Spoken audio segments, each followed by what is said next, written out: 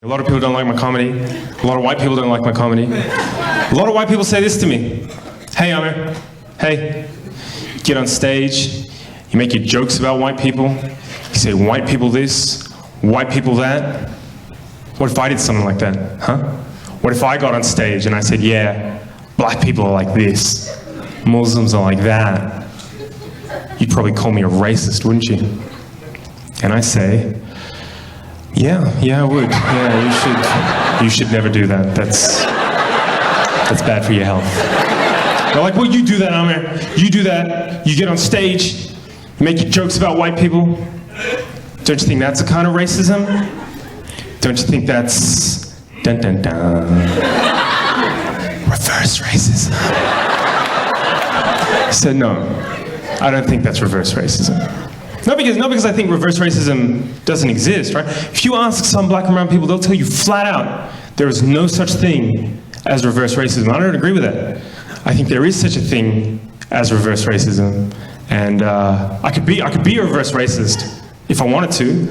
All I would need would be a time machine, right?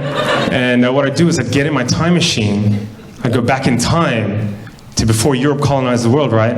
And I'd convince the leaders of Africa, Asia, the Middle East, Central and South America to invade and colonize Europe, right? Just occupy them, steal their land and resources, set up some kind of like, I don't know, trans-Asian slave trade where we exported white people to work on giant rice plantations in China. Just ruin Europe over the course of a couple of centuries so all their descendants would want to migrate out and live in the places where black and brown people come from. But of course, in that time, I'd make sure I set up systems that privilege black and brown people at every conceivable social, political, and economic opportunity. White people would never have any hope of real self-determination. Just every couple of decades, make up some fake war as an excuse to go and bomb them back to the Stone Age and say it's for their own good because their culture's inferior, and then, just for kicks, subject white people to colored people's standards of beauty, so they end up hating the color of their own skin, eyes, and hair. If, after hundreds and hundreds and hundreds of years of that, I got on stage at a comedy show and said, hey, what's the deal with white people? Why can't they dance? That would be reverse racism. Melvin, thank you. You've been great. Good night.